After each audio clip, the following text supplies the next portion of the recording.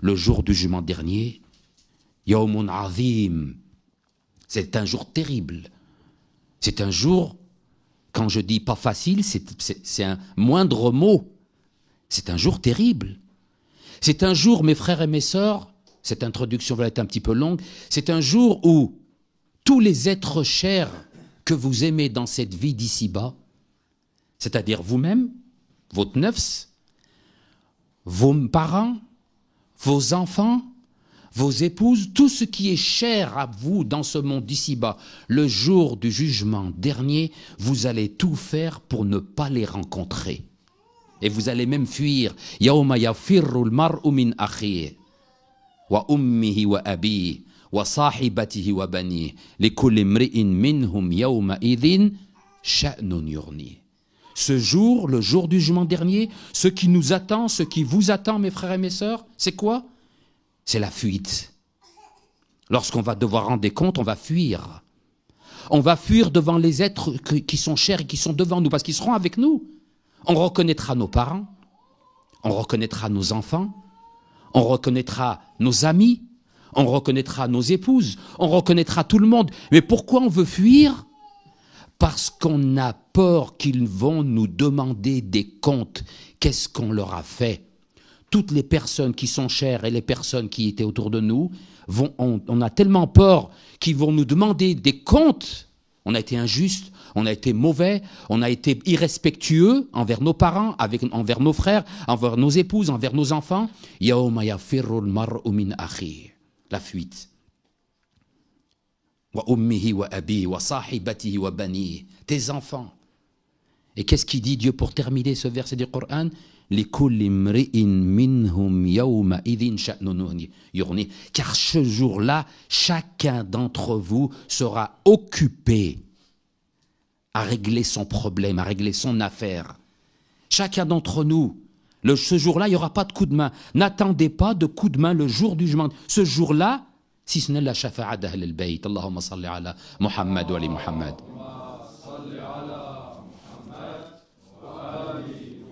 Le seul coup de main, mes frères et mes sœurs, que l'on peut espérer ce jour-là, c'est la shafa'a du prophète Muhammad wa ali Muhammad.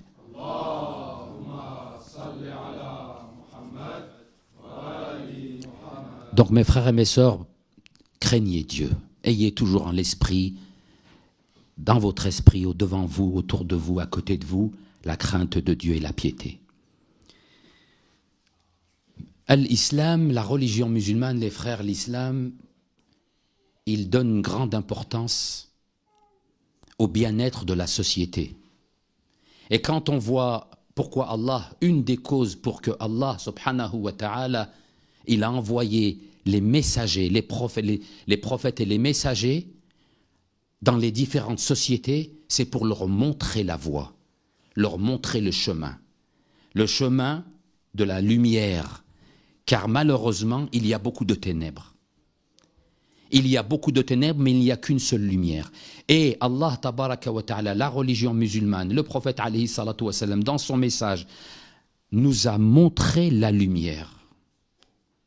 Et il donne une grande importance au bien-être de la société, à guérir les différents maux, les différentes maladies qui peuvent exister dans les sociétés. Et il y a différentes maladies. Ces maladies, ce sont les maladies de l'âme, pas simplement les maladies du corps, les maladies de l'esprit. Et il y a des maladies qui sont mortelles. Ce n'est pas simplement les maladies du corps qui sont mortelles. Il y a des maladies de l'esprit qui sont mortelles, qui font que l'individu, il mange, il dort, il respire, mais en vérité, il est mort. On appelle ça l'appellation un mort-vivant. Un mort-vivant. C'est un homme qui mange, c'est un homme qui respire, c'est un homme qui parle, c'est un homme qui regarde, mais c'est un homme vivant, c'est un mort. Il n'a plus de sentiments. Il n'a plus d'âme. Et on dit qu'il n'a plus d'âme.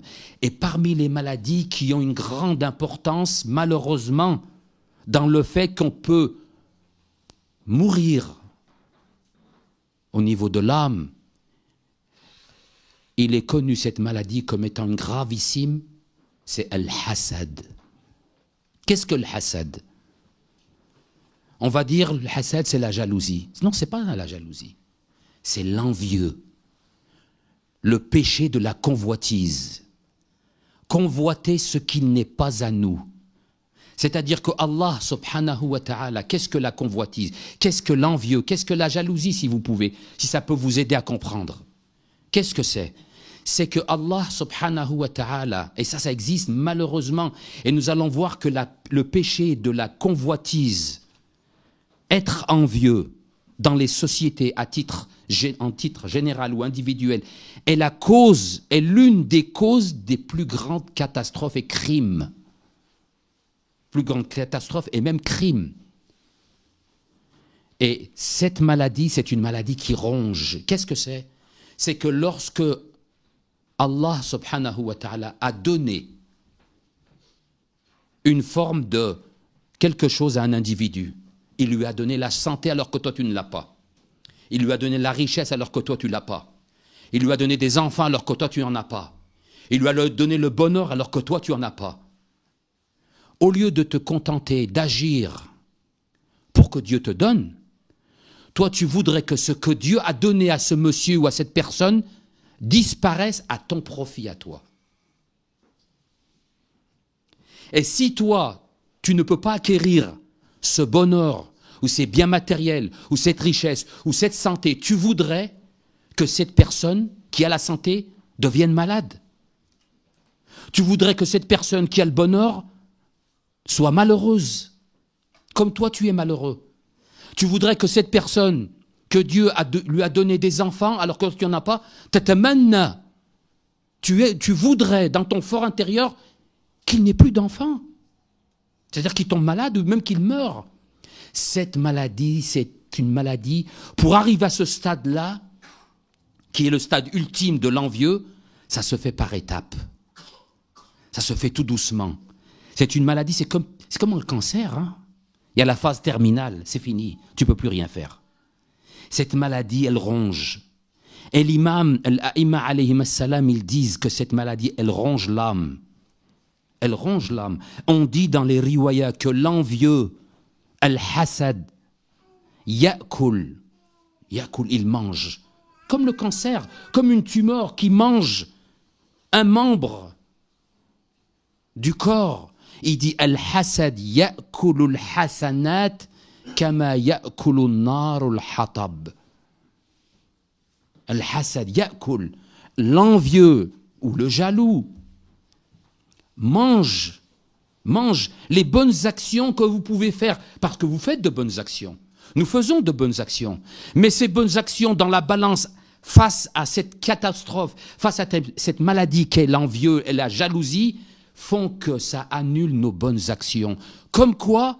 Comme lorsque le feu brûle le bois, tout simplement. Al-hasad ya'kulu al-hasanat, parce que tu fais de bonnes actions. Je ne dis pas que tu donnes pas, je ne dis pas que tu donnes pas de coups de main, que tu donnes pas aux pauvres, que tu fais des bonnes choses, oui. Mais si tu es mal, si tu es envieux, si tu es jaloux, si tu espères que ce que possèdent les autres disparaisse à ton profit à toi, sache que tes bonnes actions disparaissent comme le feu brûle le bois. Ya'kul. On dit que le hasad, c'est une maladie que la personne, lorsqu'elle a cette maladie-là, c'est comme un feu en elle. Elle ne supporte pas que les différentes, telles que le bonheur, telles que la santé, telles que la richesse, telles que possèdent les autres. Nous pouvons demander à Dieu qui nous enrichit. C'est pas haram. Ya Rabbi, tu as enrichi monsieur un tel, enrichis-moi comme tu as enrichi monsieur un tel. C'est pas de la jalousie, ça. Tu peux demander ça, c'est pas un problème. Mais pourquoi c'est grave, l'envieux? C'est su'adhanna billah. C'est que tu penses en mal de Dieu. Parce que c'est comme si tu disais à Dieu, oh Dieu, Ya Allah, pourquoi t'as donné à lui et pas à moi? Qu'est-ce que j'ai fait au bon Dieu? Qu'est-ce que j'ai fait pour que je mérite cela, moi? C'est su'adhan, c'est mal connaître Allah subhanahu wa ta'ala. C'est avoir une mauvaise compréhension d'Allah, être envieux. Et comme je vous disais, c'est l'une des sources des crimes, des graves calamités, l'envieux. C'est quelque chose qu'il y a dans les sociétés lorsqu'on écoute autour de nous et qu'on prête l'oreille et qu'on voit qu'est-ce que parlent les gens. Ils parlent des autres en bien, on parle des autres en mal. Pourquoi on parle des autres en mal? Parce qu'on est jaloux des autres. Parce qu'on est envieux des autres. Parce que si moi, alhamdoulilah, inni qani', je suis satisfait de ce que Dieu m'a donné, alhamdoulilah, peu m'importe si les autres, ils ont construit, ou si les autres, ils ont plus que moi, ou si les autres, ils bénéficient de largesse et de richesse plus que moi. Peu importe, l'essentiel, c'est que moi, je suis satisfait, alhamdoulilah. Mais malheureusement, on parle en mal des autres, on agit en mal des autres, on a une mauvaise image des autres. Lorsque tu grattes un peu et tu regardes le fond, tu vas trouver quoi? La jalousie. Tu vas trouver tu es jaloux, tu es envieux. Pourquoi lui, il a réussi et pas moi? Pourquoi ses enfants, ils ont réussi et pas moi? Pourquoi il a acheté ça et pas moi? Pourquoi il a eu ça et pas moi? Non. Là, j'ai dit, la première cause des crimes, c'est écrit dans le Coran. Fi surat al-Ma'ida, dans la sourate La Table, mes frères et mes sœurs qui lisaient le Coran al-Karim, l'histoire des fils d'Adam, Abel et Caïn, Abil et Qabil, les premiers fils d'Adam, les premiers fils d'Adam et Ève. On ne peut pas faire mieux, mes frères et mes sœurs. Quel a été le premier crime et la cause? Le premier crime, ça a été de tuer. Et la cause du meurtre, c'était quoi? La jalousie. Premier crime dans le Coran al-Karim, quand Allah subhanahu wa ta'ala, il prend en exemple les fils d'Adam, c'est le meurtre. Le meurtre, tuer quelqu'un. Mais il parle Allah subhanahu wa ta'ala de ce crime. Quelle en a été la cause? L'envieux, la jalousie. Pourquoi?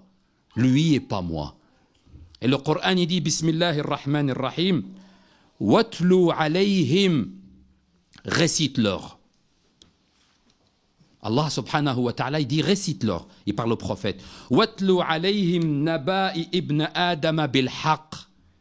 إذ قرب قربانا فتقبل من أحدهما ولم يتقبل من الآخر إنما قال لأقتلنك قال إنما يتقبل الله من المتقين. Ce verset du Coran dans la sourate Al-Ma'ida, qu'est-ce qu'il dit? Allah subhanahu wa ta'ala, il dit, récite l'histoire des deux fils d'Adam, Abel et Caïn, Abil wa Qabil. Récite l'histoire des deux fils d'Adam en toute rectitude, avec justesse. Les deux offrirent une offrande. Les deux ont fait une sadaqa pour Allah subhanahu wa ta'ala. Les deux ont fait une offrande. Les deux ont fait une offrande, une sadaqa. Allah subhanahu wa ta'ala, qu'il scelle, mes frères et mes sœurs, ce qui se cache dans chaque poitrine, ce qu'il y a derrière chaque regard, ce qu'il y a à l'intérieur. Il sait qu'il y en a un qui a donné cette offrande sincèrement et qu'il y en a un autre qui a donné cette offrande pour se montrer qu'il a donné. Et Allah, il sait. Ce qui veut dire que Allah, il a accepté l'offrande de celui qui a donné sincèrement et qu'il a refusé la sadaqa. Il a donné sadaqa, mais il a refusé l'offrande de celui qui a donné pour se montrer, ou celui qui en a fait plus que l'autre, pour simplement dire c'est meilleur, je suis mieux, j'ai donné mieux, j'ai fait mieux, j'ai agi mieux. Quelle a été la réponse de celui dont Allah subhanahu wa ta'ala a refusé l'aumône, l'offrande? Qu'est-ce qu'il a dit à son frère? La aqtulannak. Je vais te tuer. Il ne peut pas supporter, quand je vous ai dit les frères et les sœurs, il n'a pas pu supporter que Allah subhanahu wa ta'ala, il a mis son frère au-dessus de lui. Ton frère est mieux que toi. Ton frère est mieux que toi, pas parce qu'il est grand, pas parce qu'il est beau, pas parce qu'il est blanc, pas parce qu'il est noir, pas parce qu'il a plus d'argent que toi. Non, non. Parce que son offrande est plus sincère. Parce que son offrande, elle est plus sincère. Et là, l'autre n'a pas pu supporter. Pourquoi? Et moi? Et moi alors, j'ai donné. Mais tu as donné, comment tu as donné? Qu'est-ce qu'il y a à l'intérieur? Allah, il sait. Nous, à première vue, on aurait regardé les deux offrandes, on aurait dit Mashallah. Les deux, Mashallah. Mais Allah, subhanahu wa ta'ala, il sait. Dans ton cœur, dans mon cœur, dans vos cœurs, dans nos cœurs, qu'est-ce qu'il y a? Et l'autre n'a pas pu supporter. Et il dit à son frère, La aqtulannak, je vais te tuer. Qu'est-ce qu'il a dit? La victime. Qala innama yataqabbal Allahu minal muttaqin. La piété, mes frères. Dieu accepte les offrandes de ceux qui sont pieux. Chaque action, mes frères et mes sœurs, que nous faisons doit être suivie de la piété, de la sincérité, parce qu'on agit. Je ne dis pas que nous, que vous, on n'agit pas, on fait. Mais est-ce qu'à travers nos actions, il y a la sincérité, il y a la piété, il y a toujours à chercher à plaire à Dieu. Ridallah. Ridallah, la satisfaction d'Allah, subhanahu wa ta'ala. C'est pour ça que son frère dit Innama yataqabbal Allahu minal muttaqin. Dieu accepte les actions de ceux qui sont pieux. La seule référence, le seul critère auprès d'Allah, subhanahu wa ta'ala, c'est Inna akramakum indallahi atqakum. Le meilleur, le plus vertueux auprès d'Allah, mes frères et mes sœurs, c'est quoi? C'est celui qui est plus pieux. C'est l'Ikhaf Allah. C'est celui qui khaf Allah, qui est le plus méritant et le plus proche auprès d'Allah, subhanahu wa ta'ala.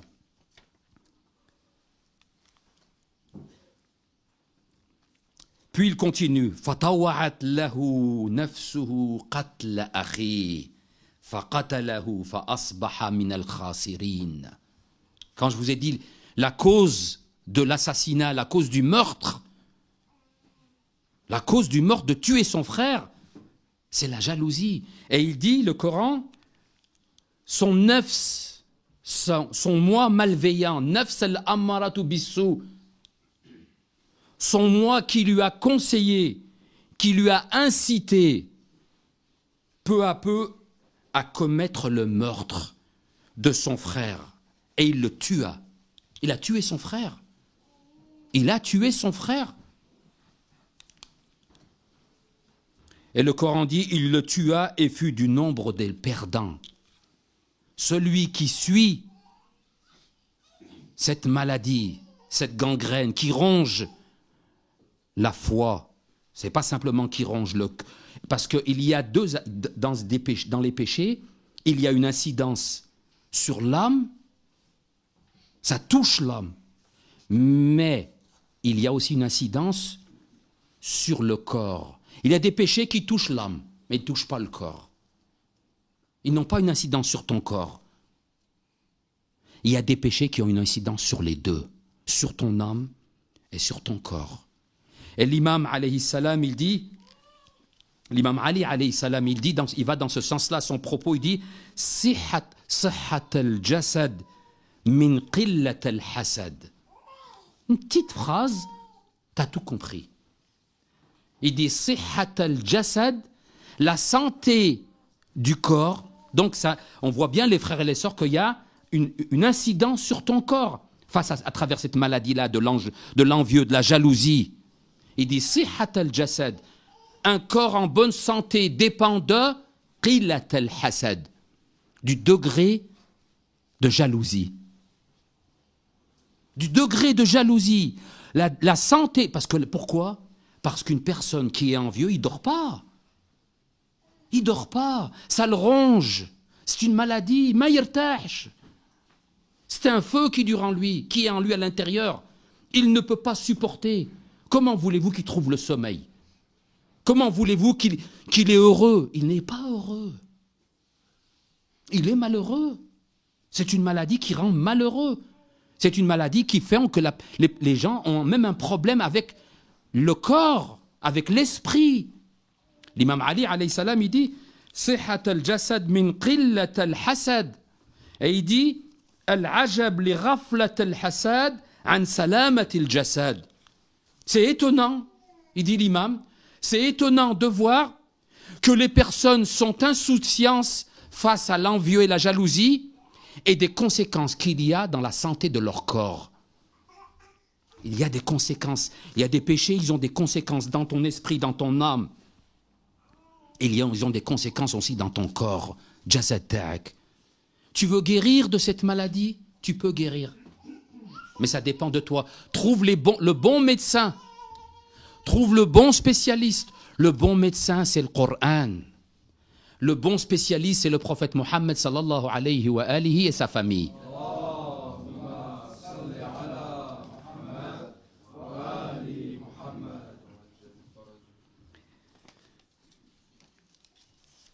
يقول الحديث عن النبي صلى الله عليه وآله وسلم إن الله نهى موسى عن الحسد وقال Allah subhanahu wa ta'ala a mis en garde Moïse à travers la jalousie, l'envieux.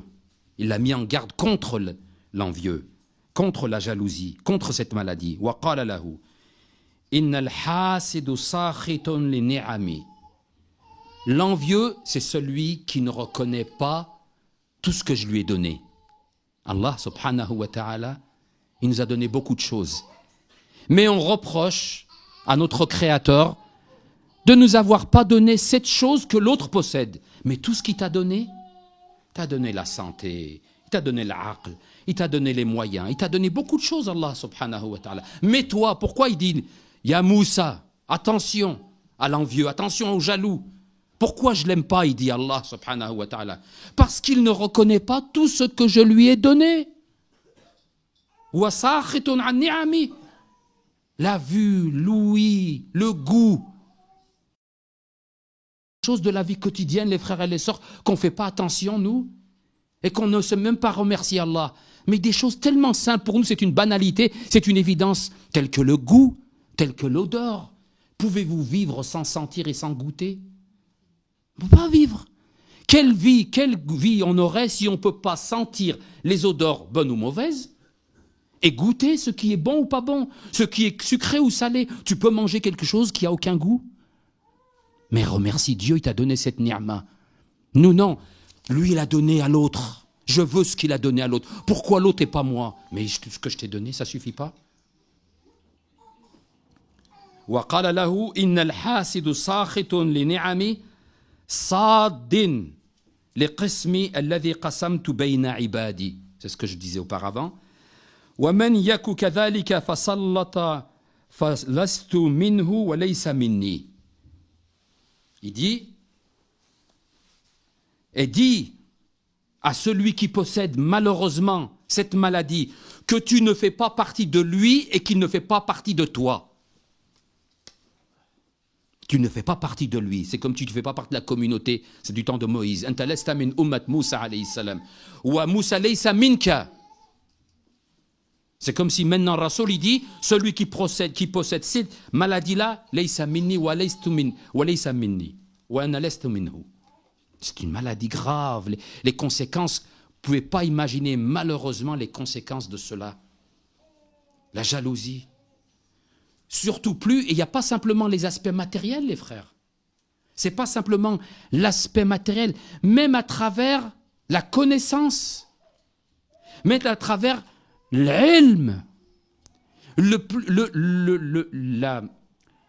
plus dangereux même, on dit, c'est l'imam Ali alayhi salam qui dit, pour les savants, les grands savants, ou les grands ayatollahs, ou les grands savants, le piège et le danger pour eux, c'est ça.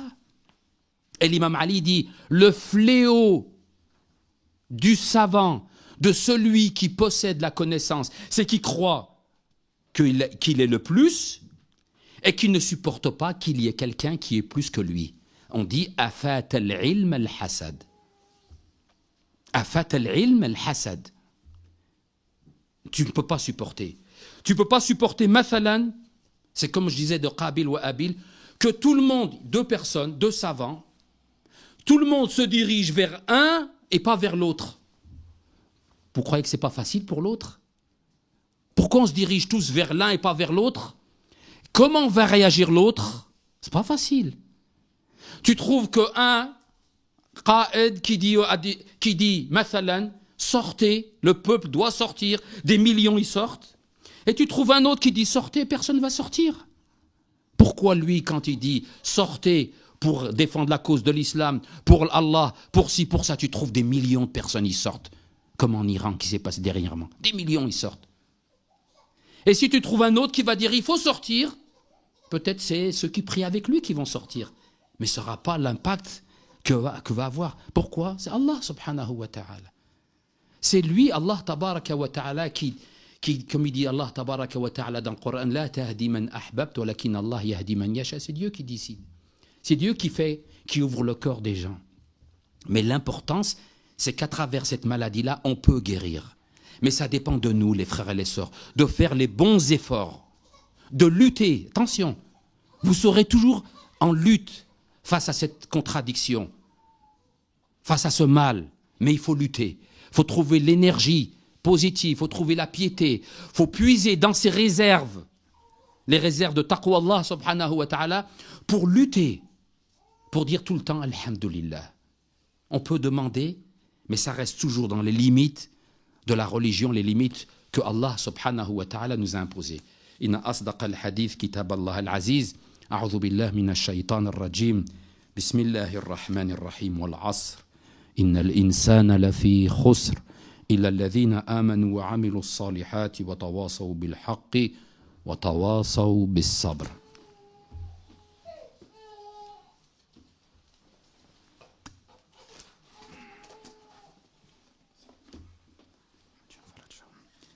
الحمد لله رب العالمين وبه نستعين والصلاة والسلام على أشرف الأنبياء وأعز المرسلين حبيب إله العالمين أبي القاسم المصطفى محمد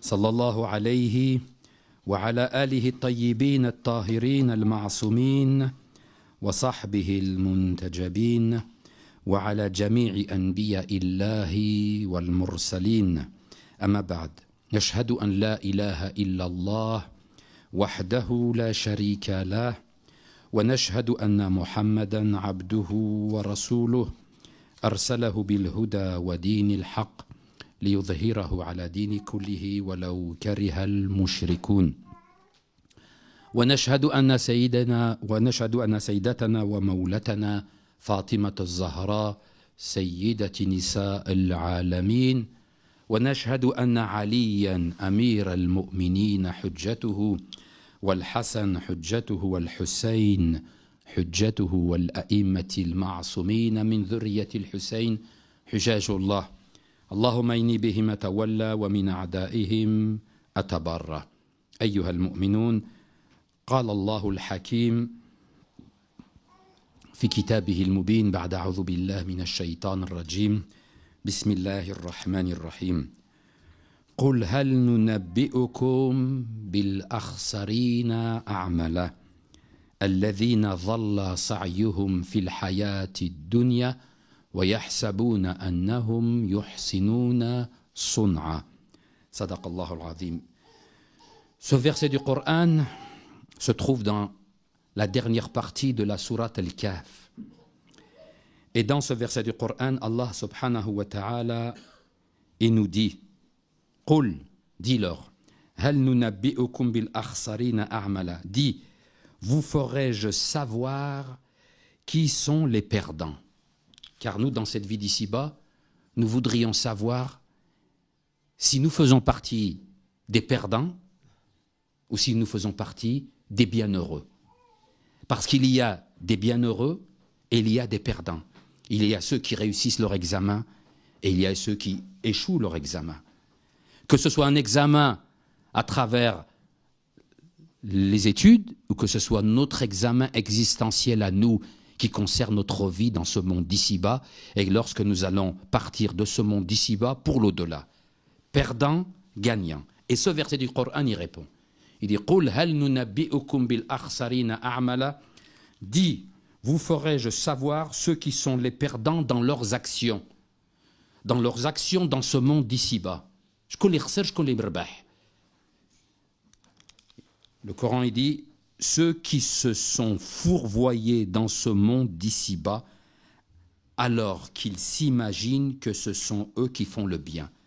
Il y a une catégorie d'individus qui malheureusement ils font le mal. Ils font le mal. Ils sont même la source du mal. Ils font le mal. Ils agissent en mal. Ils se sont fourvoyés dans ce monde d'ici-bas. Ils ont pris le chemin des ténèbres et ils ont laissé le chemin de la lumière.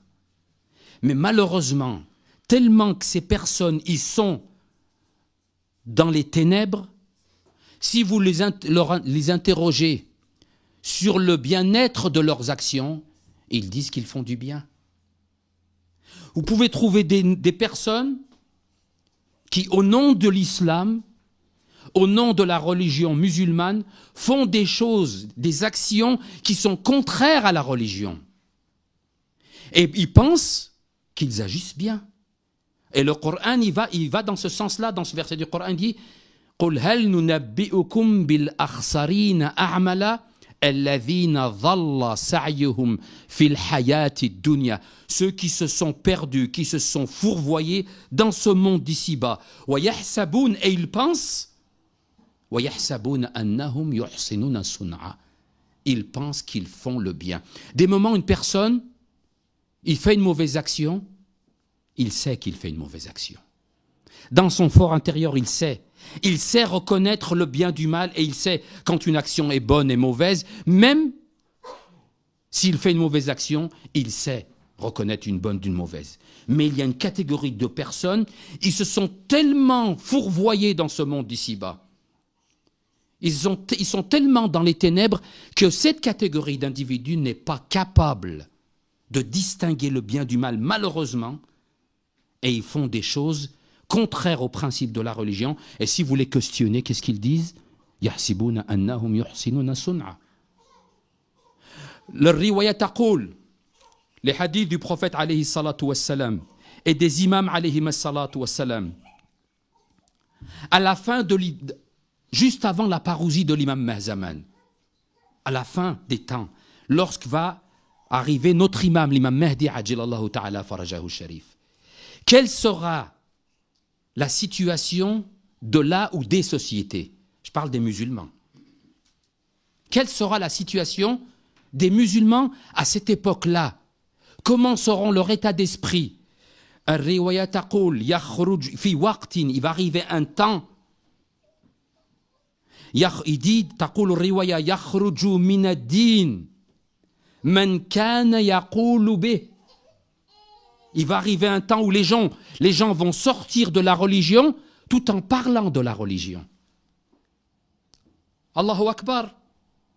On dit Allahu Akbar. Mais au nom d'Allahu Akbar, qu'est-ce qu'on fait? On tue des innocents. Vous avez pu le voir à travers ce qui se passe dans le monde. En Syrie, en Irak, au Yémen. Le pauvre peuple du Yémen, Sha'b al-Yamani al-Mazloum. De partout. Au nom de quoi? Ça se fait au quel nom? Au nom de Dieu.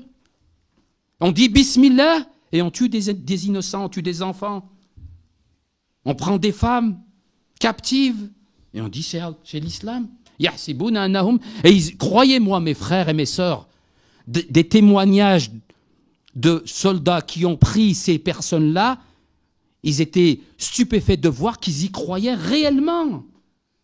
Ce n'est pas un caprice, ce n'est pas parce que non, ils y croyaient réellement à ce qu'ils faisaient, à tuer des innocents, simplement parce qu'ils ne sont pas d'accord avec eux ou qu'ils ne pensent pas comme eux.